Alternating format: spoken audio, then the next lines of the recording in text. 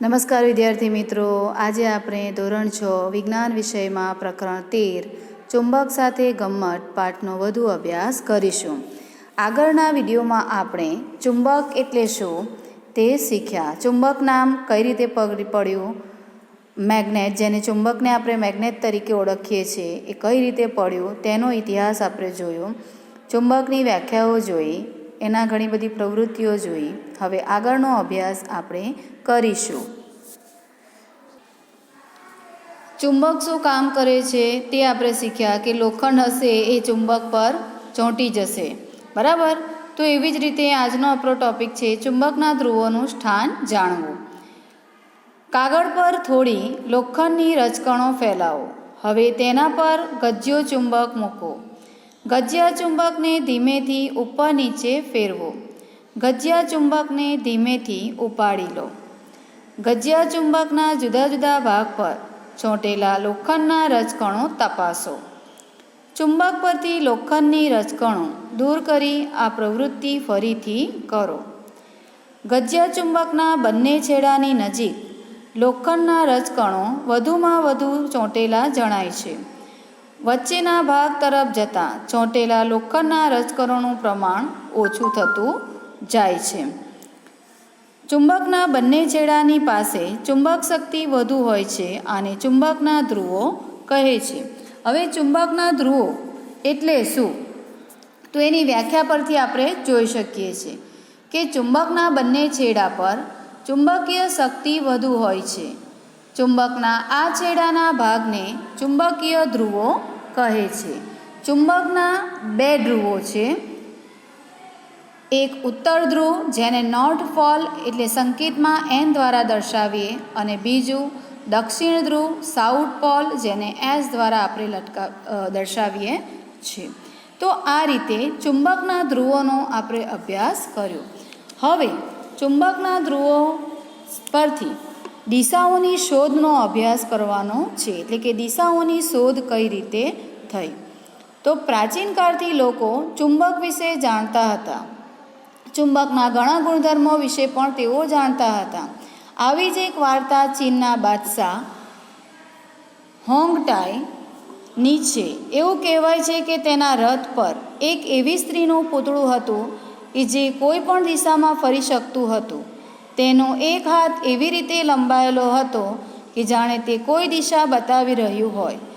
પૂતળાનો એક ખાસ ગુણધર્મ હતો, તે એવી સ્થિતિમાં ઊભું રહેતું હતું કે તેનો લંબાયેલો હાથ હંમેશા દક્ષિણ દિશા તરફ તાકેલો રહે.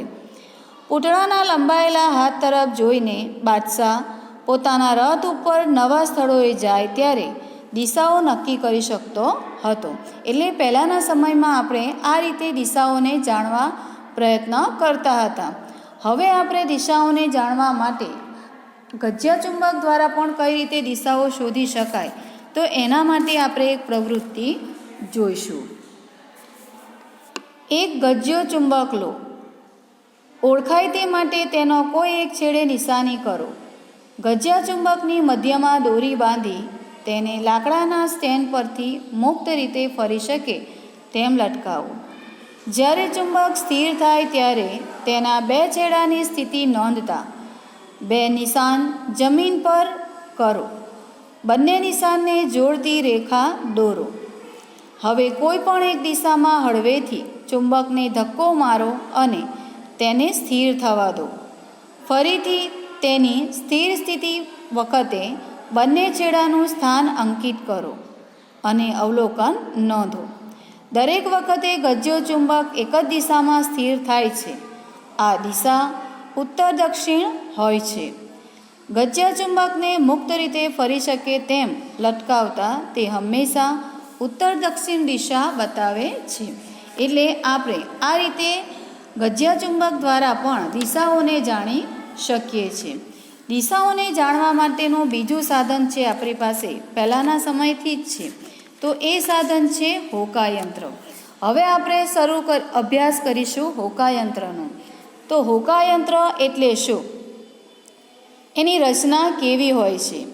કાચના ઢાંકણવાળી એલ્યુમિનિયમ અથવા પિત્તળની એક નળાકાર ડબ્બી હોય છે. તેમાં દિશા અંકિત કરેલો વર્તુળાકાર ચંડો હોય છે. ચંદા પર ચુંબકીય સોય સમસ્થિતિક સમતલમાં ભ્રમણ કરી શકે તે રીતે ધરી પર ગોઠવેલી હોય છે. ચુંબકીય સોયની ધરી ડબ્બી અને ચંદાના કેન્દ્ર પર ગોઠવાયેલી હોય છે. વર્તુળાકાર ડબ્બીની ઉપર કાચ ગોઠવી ડબ્બી બંધ કરવામાં આવે છે. આવા હોકાયંત્રની કાર્યપદ્ધતિ શું છે? તો કે હોકાયંત્રની મદદથી દિશા જાણવા માટે હોકાયંત્રને ફેરવી ચુંબકીય સોયના ઉત્તર ધ્રુવ પર ચંદા પર લખેલી ઉત્તર દિશા એન ગોઠવવામાં આવે છે. આ ગોઠવણીથી હોકાયંત્ર સાચી દિશા બતાવે છે. આવા હોકાયંત્રનો સિદ્ધાંત શું છે? તો કે ચુંબકને છૂટથી ફરી શકે તેમ રાખતા તેનો ઉત્તર ધ્રુવ દક્ષિણ દિશામાં સ્થિર થાય છે.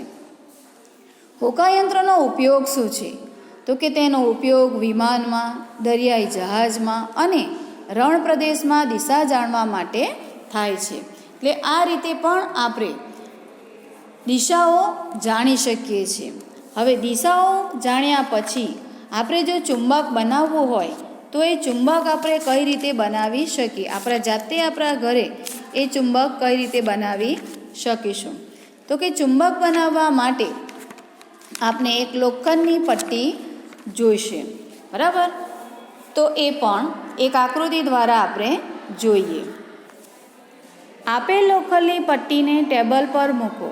એક ગજ્યો ચુંબક લઈ તેના એક ધ્રુવને લોખંડની પટ્ટીના એક છેડા પાસે રાખો.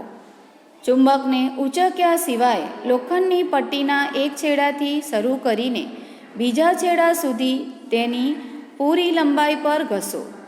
હવે ચુંબકને ઊંચું કરી તેના જે ધ્રુવથી શરૂઆત કરી હતી તે જ ધ્રુવને લોખંડની પટ્ટીના જે છેડાથી શરૂઆત કરી હતી ત્યાં લાવો. ચુંબકને ફરીથી લોખંડની પટ્ટી પર અગાઉ મુજબ ઘસો. આ ક્રિયાનું 30થી 40 વખત પુનરાવર્તન કરો. લોખંડની પટ્ટી ચુંબક બની છે તેની ખાતરી કરવા તેને લોખંડના ભૂખાની નજીક લઈ જાઓ. તે લોખંડના ભૂખાને આકર્ષે છે તેની ખાતરી કરો.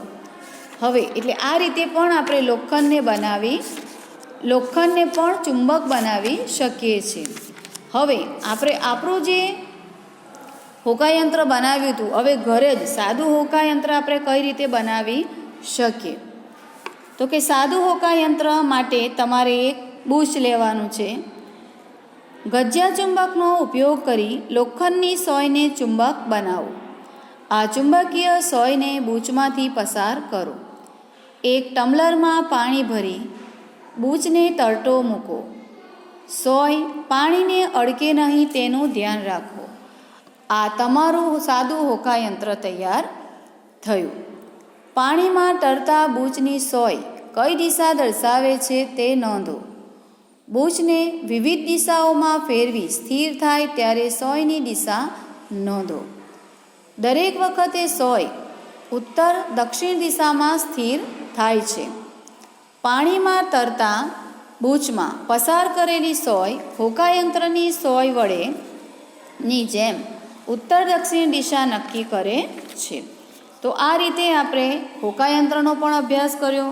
હોકાયંત્ર સાદું આપણે કઈ રીતે બનાવી શકીએ તેનો અભ્યાસ કર્યો. હવે આગળનો આપણો ટોપિક છે ચુંબકો વચ્ચે આકર્ષણ અને અપાકર્ષણ. તો એના માટે પણ આપણે એક પ્રવૃત્તિ જોઈશું. બે ચુંબક, એક ગજ્યો ચુંબક લો, તેની મધ્યમાં દોરી બાંધી તેને સમસ્થિતિ સમતલમાં મુક્ત રીતે ફરી શકે તેમ લાકડાના સ્ટેન્ડ પર લટકાવો. બીજા ગજ્યા ચુંબકને હાથમાં પકડો. હવે લટકાવેલા ગજ્યા ચુંબકના ઉત્તર ધ્રુવ એનની નજીક હાથમાં પકડેલા ગજ્યા ચુંબકનો દક્ષિણ ધ્રુવ એસ લાવો. આ જ રીતે લટકાવેલા ગજ્યા ચુંબકનો દક્ષિણ ધ્રુવની નજીક બીજા ચુંબકનો ઉત્તર ધ્રુવ લાવો. બંને વખતે થતી અસરો તપાસો. પછી લટકાવેલા ગજ્યા ચુંબકના ઉત્તર ધ્રુવની નજીક હાથમાં પકડેલા ગજ્યા ચુંબકનો ઉત્તર ધ્રુવ લાવો.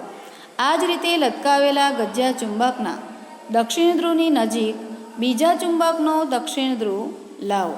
શી અસર થાય છે તે તપાસો. એટલે આ રીતે આપણે હવે જે લટકાવેલો ગજ્ય ચુંબક છે એટલે કે ઉત્તર ધ્રુવ એમ અને હાથમાં પકડેલો જે ગજ્ય ચુંબક છે જે દક્ષિણ ધ્રુવ, એનું પરિણામ શું મળે છે આપણે એ બે વચ્ચે આકર્ષણ થાય છે.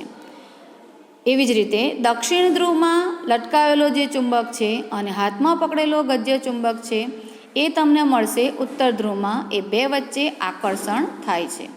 જ્યારે ઉત્તર ધ્રુવ લટકાવેલો ગજ્ય ચુંબક ઉત્તર ધ્રુવમાં છે અને હાથમાં પકડેલો ચુંબકનો ધ્રુવ ઉત્તર ધ્રુવમાં છે તો એ બંને વચ્ચે શું થાય છે? અપાકર્ષણ. બંને દિશા કેવી છે? સરખી, ઉત્તર અને ઉત્તર. એવી જ રીતે દક્ષિણ ધ્રુવમાં હશે તો દક્ષિણ ધ્રુવ પણ એ શું બનશે? અપાકર્ષણ બનશે. આ જ રીતે ચુંબકના અસમાન ધ્રુવો વચ્ચે આકર્ષણ અને સમાન ધ્રુવો વચ્ચે અપાકર્ષણ થાય છે. હવે આપણે ચુંબકને સાચવવાનું કઈ રીતે, એનું ચુંબકત્વ કઈ રીતે નાશ પામે છે તો એ જોવા માટે થોડા પરિણામો જોઈશું કે ચુંબકનું ચુંબકત્વ કઈ રીતે નાશ પામે છે. ચુંબકને ગરમ કરવાથી, ત્યારબાદ ચુંબકને વારંવાર પછાડવાથી, ચુંબકને હથોડી જેવા સાધન વડે ટીપવાથી, બે ચુંબકના સમાન ધ્રુવો એકબીજાની નજીક રહે તેમ લાંબો સમય રાખવાથી પણ ચુંબકનું ચુંબકત્વ નાશ પામે છે. આ રીતે આપણે બધા ટોપિકો આ પ્રકરણમાં જોઈ ગયા. હવે આપણું આ પ્રકરણ અહીંયા પૂરું થાય છે. નવો પ્રકરણ આપણે આવતા નવા વિડીયોમાં જોઈશું. Bye bye.